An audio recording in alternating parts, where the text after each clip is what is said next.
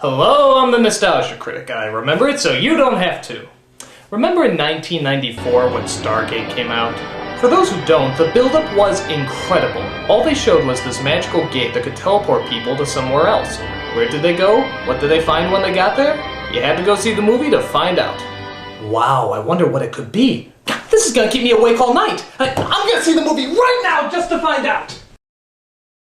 Holy crap, was that stupid! So what? Aliens invented the pyramids? Are you nuts? Yeah, all those Egyptian morons with their brilliant, groundbreaking designs, they had nothing to do with it. It was just aliens. And the ruler of the known universe is that chick with the dick from the crying game? Blow me! It's the last time I ever watch a movie by these jokers again.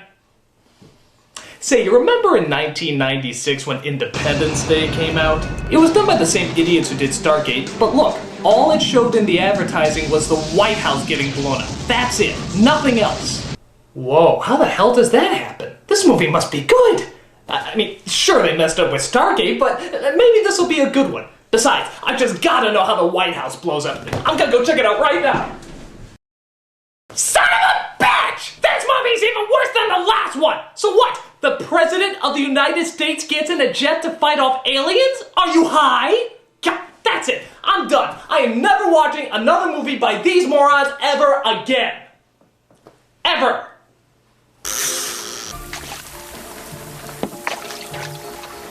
No, not interested. No. I got a bite. No, I don't care.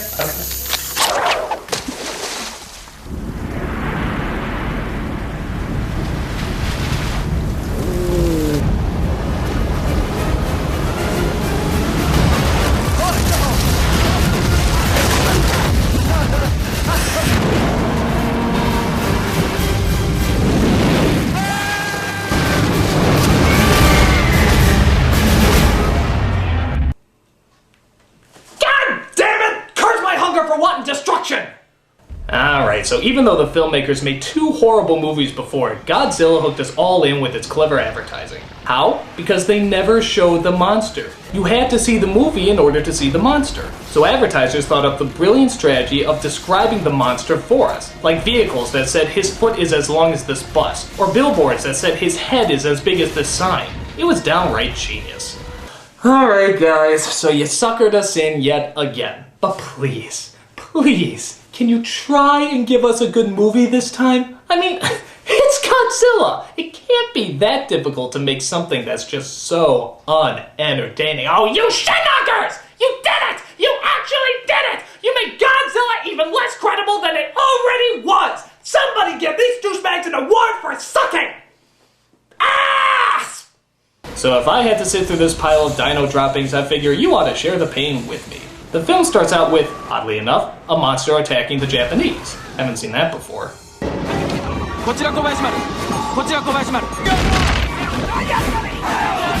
After that scene, we get our next horrible disaster, Matthew Broderick. He plays our main character called Nico Titopoulos. It's Titopoulos. Whatever. He plays as a nerdy white guy who wears glasses and is socially weird.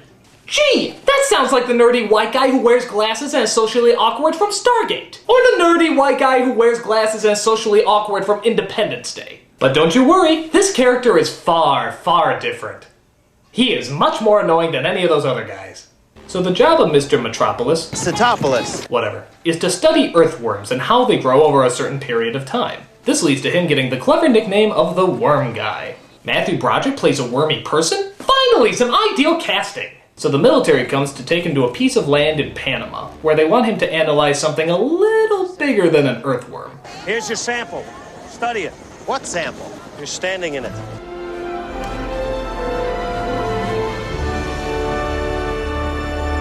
They want to analyze the footprint of a giant chicken? Though killer poultry is not on his list of studied specimens, good old testosterone, Cetopolis, whatever, agrees to study whatever made that hole in the ground. Meanwhile, in Tahiti, the French guy from The Professional interviews one of the survivors of the monstrous shipwreck.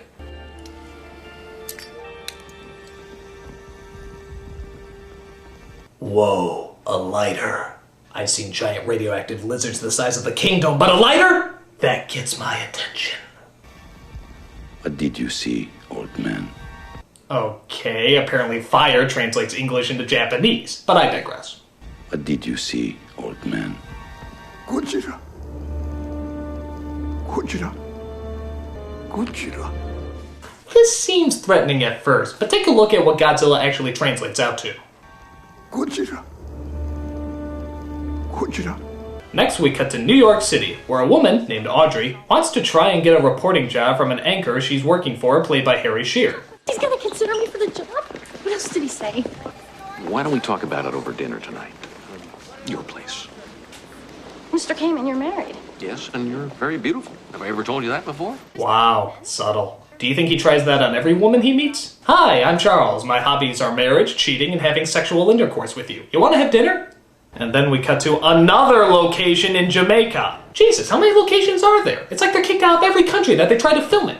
Where it turns out that Bowser is still on the loose. As it turns out, he attacked yet another ship. And much like this movie, it was dragged under. So what could this giant perversion of nature possibly be? This animal is much too big to be some kind of lost dinosaur. A hybrid caused by the fallout on these islands. Like your earthworms? Yes, yes. I believe that this is a mutated aberration. Just like my career. I'm acting. Next we cut to Audrey's friends, played by a very annoying Vicki Lewis and an even more annoying Hank Azaria. I'm telling you, he is dirt.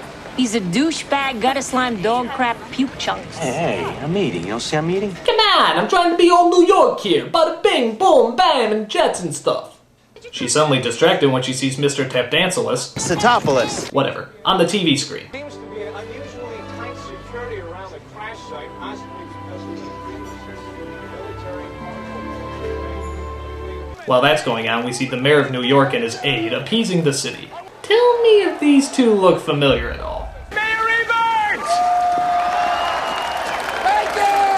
Oh, they're spoofing Siskel and Ebert, I see. Apparently Mayor Ebert is an anger-obsessed screamer who spends most of his time eating candy, while his aide Gene is a slimy little yes-man who blindly agrees with everything he says. Take that, Siskel and Ebert! How dare you have an opinion! But I don't get it. Why are they making fun of these two in the first place? They're like America's most loved critics. Oh, maybe it's because they never gave thumbs up to any of your movies. Well, maybe if you got your thumbs out of your asses and start producing good films, we'd agree with you. But dude, they don't even take advantage of this. Even Gene Siskel, the critic they were satirizing, asked the question, if you're going to go to the trouble of putting us in a monster movie, why don't you at least take advantage of having the monster either eat or squash us? Hey, that's a good point. Here's your shot to really get back at these critics who hated all your films, in a monster movie no less, and you don't even have the monster kill them or rip them to shreds? That's really bad when you're getting criticized by the critic you're criticizing because you didn't criticize them enough. Try saying that 3 times fast. But the director's not the only one preying on the innocent. Godzilla finally arrives, showing his face in New York and running a prehistoric muck. Look out! It's Cloverfield! That's 8 years early! So he romps and stomps and even goes past a news station where voice actress Nancy Cartwright sees him walk by. I think your story just walked by the window. Okay, wait a minute. Nancy Cartwright, Harry Shearer, Hank Azaria. Is this just a Simpsons reunion? What's next? The cast of Scooby-Doo is gonna show up? Like Zoink Scoob, look out! It's Godzilla! Holy shit! Like you said it, Scoob. So he roars and screams and tears up good chunks of the city, and then out of nowhere, he suddenly disappears. After its initial attack, he disappeared. He suddenly disappears? How can you lose track of a 20-story high dinosaur? It's perfect. An island, water on all sides, but like no other island in the world, this is a place where he can easily hide. A city of 8 million people is a good place to hide? This isn't like the Bourne Identity where he can just blend into his surroundings. My guess is that giant prehistoric lizard is probably gonna stand out. So they look over the damage that the amazing disappearing Godzilla left behind. In what city officials are describing as the worst act of destruction since the World Trade Center bombing.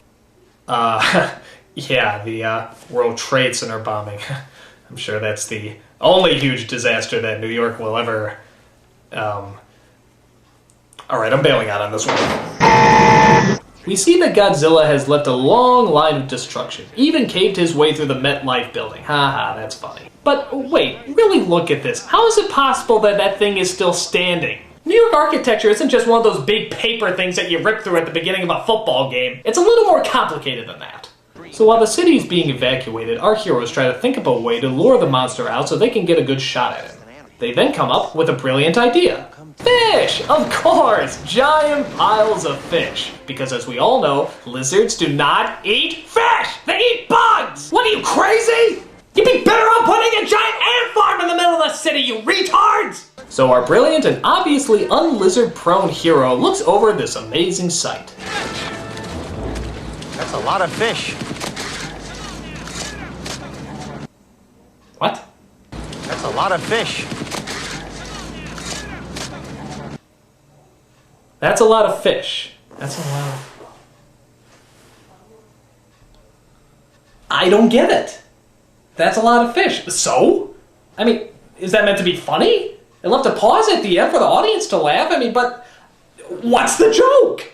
I could have just as easily said, that's a hat. That's a wall. That's a lot of fish. I mean, how is that funny? You could have said a lot of things there, like, I got a fishy feeling about this, or, it's like shooting fish in a barrel out here. I mean, it wouldn't have been funny, but at least they would have been actual jokes. That's a lot of fish. You could spend years trying to figure out why the hell that's supposed to be funny and not get anywhere. That's a lot of fish. Look, you could literally just put in gibberish, and that at least would have been a little bit funnier. He looks over this amazing sight, turns to the other guy, and says, poppity pop pop pop. And that actually will have gotten a little bit of a laugh. Just nonsense off the top of my head is funnier than these guys trying to willingly produce written humor. Think! So, after Mr. Tin Manopoulos, Sitopoulos, whatever, makes his brilliant remark, guess who comes to dinner?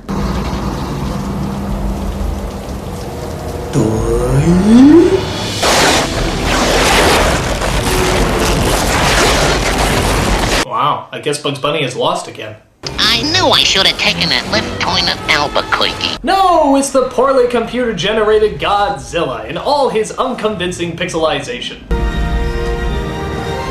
Did you get my good side?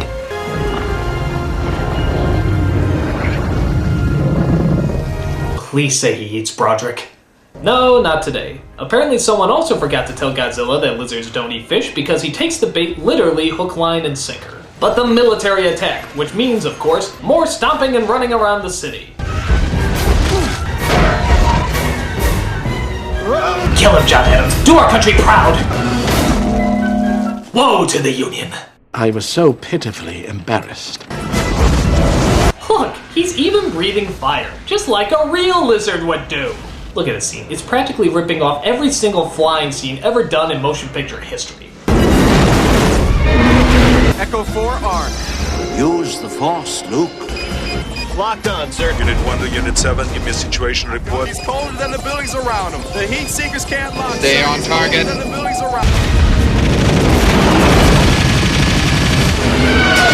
But it turns out the military really sucks at their job, because they actually turn out to destroy more of the city than the monster does. Seriously, I don't get how they can't shoot this thing. I mean, is he really that hard to miss? I especially love this scene where the monster actually manages to fake them out. Dude, this isn't a game of tag. Just use any of your basic 5 senses to find him.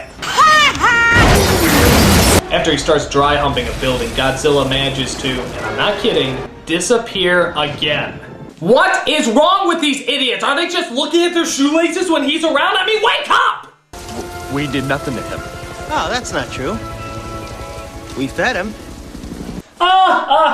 Several good soldiers just lost their lives. Dick.